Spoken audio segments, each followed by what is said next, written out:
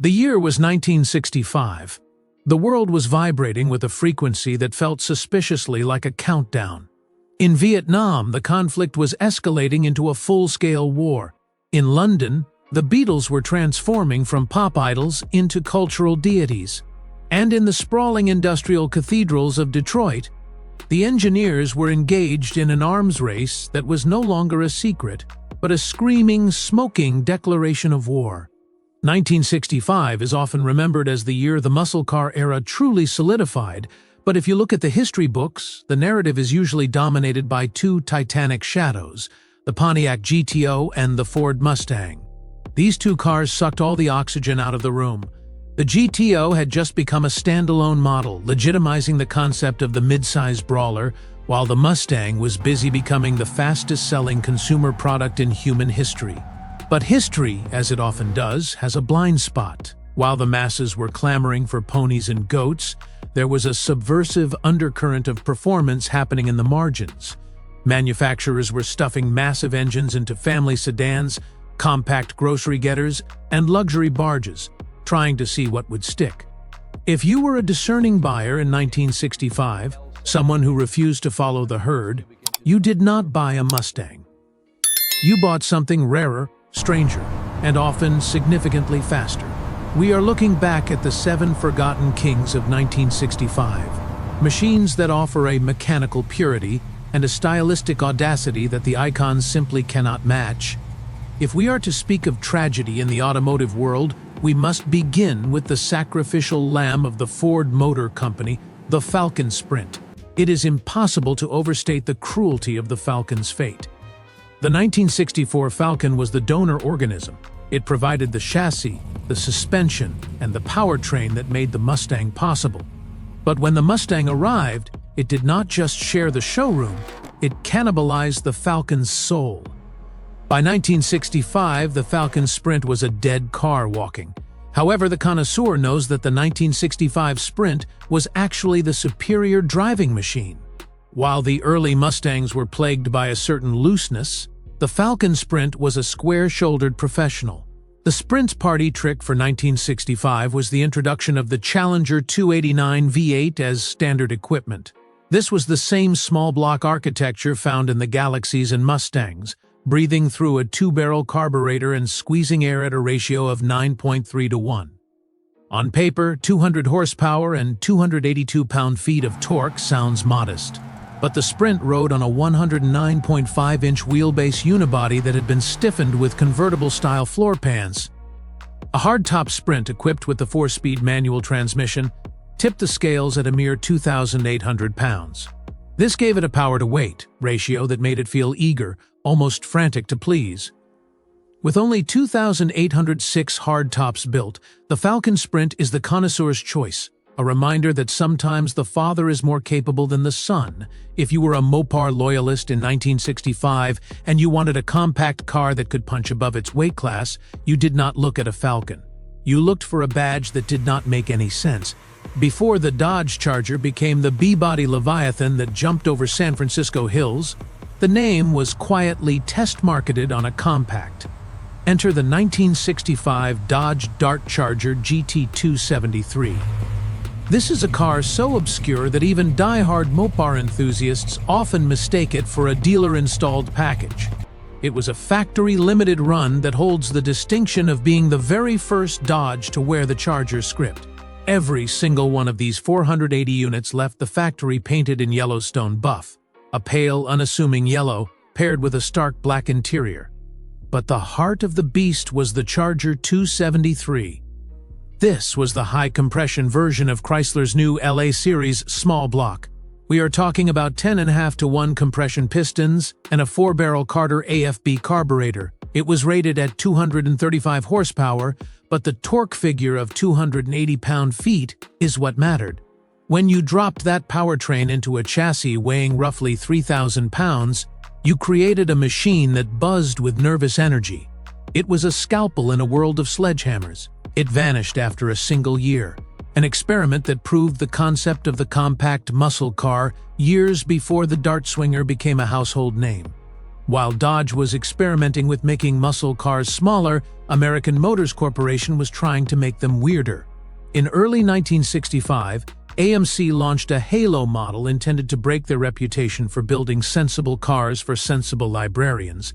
They gave us the Rambler Marlin. Conceptually, this car was born from the Tarpon Show car, a sleek, compact fastback. But the executives forced the design onto the larger classic mid-size chassis.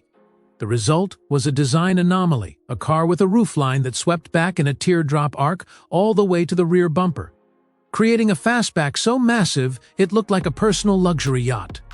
It was marketed as one of AMC's sensible spectaculars, which is an oxymoron in itself. But if you ticked the right boxes, the Marlin could hustle. The fun button on the order sheet was the optional AMC 327 V8.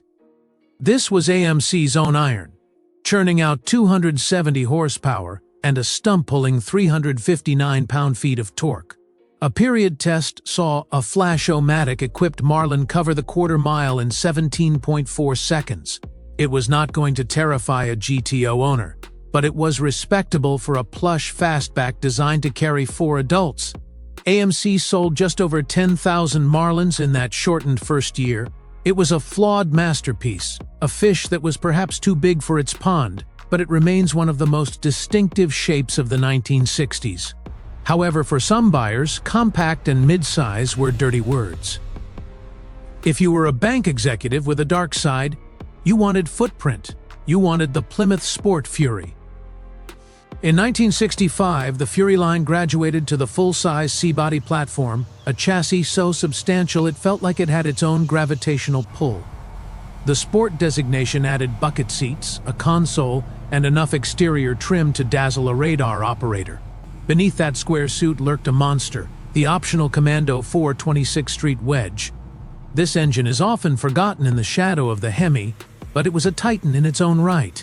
Rated at 365 horsepower and a massive 470 pound-feet of torque, this was the civilized cousin of the brutal Max Wedge drag racing engines.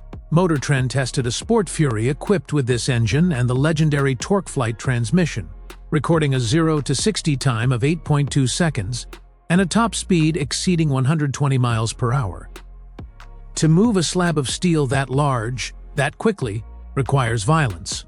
The fuel consumption dipped into the single digits. 8 miles per gallon was the price of admission, but the feeling of piloting a Sport Fury at speed was akin to riding a rocket-propelled bank vault. If the Plymouth was the street brawler in a suit, its cousin, the Chrysler 300L, was the aristocracy facing the guillotine.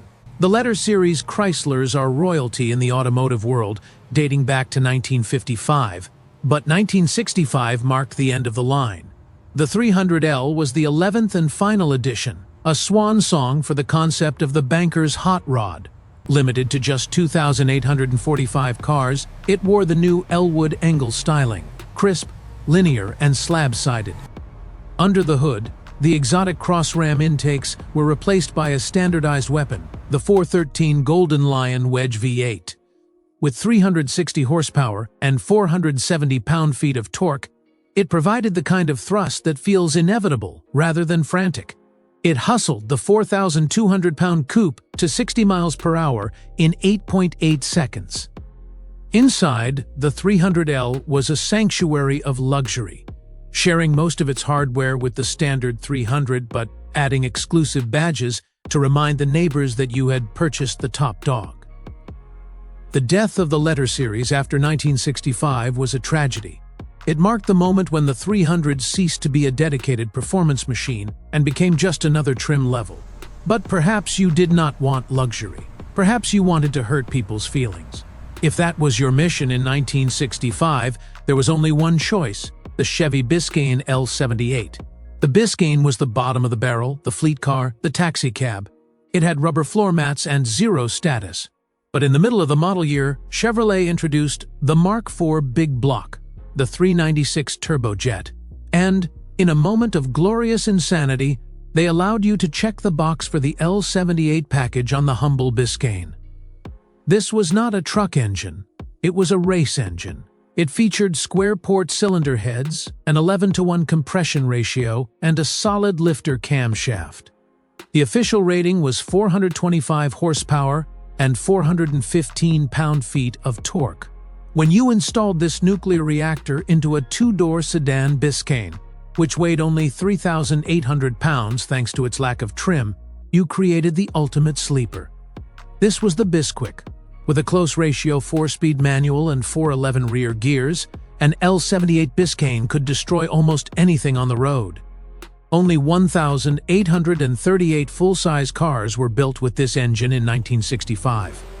It represents the purest, most blue-collar definition of the muscle car. Finally, we turn to the car that bridged the gap between the executive suite and the drag strip, the Pontiac 2+2. While the GTO was grabbing headlines, Pontiac took their full-size Catalina and injected it with steroids. This was a comprehensive overhaul that added heavy-duty springs, shocks, and distinct louvered trim. But the centerpiece was the engine. The 421 cubic inch V8 was standard equipment. The smart money went for the 421 HO option. This added the legendary tri-power setup, 3 two-barrel carburetors sitting in a row, rated at 376 horsepower and a monumental 461 pound-feet of torque. The 421 HO turned the 4,100-pound Pontiac into a 15-second quarter-mile machine. A 0 to 60 time of 7.4 seconds meant that this land yacht was faster than many dedicated sports cars of the era. And we cannot discuss the 2+2 without mentioning the 8-lug aluminum wheels. They remain perhaps the most beautiful wheels ever fitted to an American car. The 2+2 was for the man who had outgrown the GTO, the man who wanted speed but refused to sacrifice prestige. So, as we look back at the class of 1965, we see a spectrum of performance that goes far beyond the Mustang and the GTO.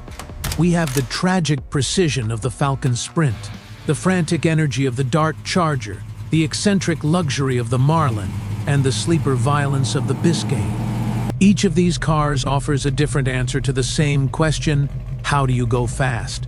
The 300L did it with dignity, the Biscayne did it with brutality. But if I had to choose one, if I had to pick one set of keys to take home from 1965, it would be the Chevy Biscayne L78. Because in a world of pretenders, there is nothing more terrifying than a plain beige sedan that idles like a thunderstorm. But that is just my verdict. Which of these forgotten kings would you put in your garage? Would you save the rare Dart or cruise in the massive Plymouth? Tell me your pick in the comments below, and make sure you subscribe, because next time we are diving deep into the legend of the 426 Hemi, and you will not want to miss the noise.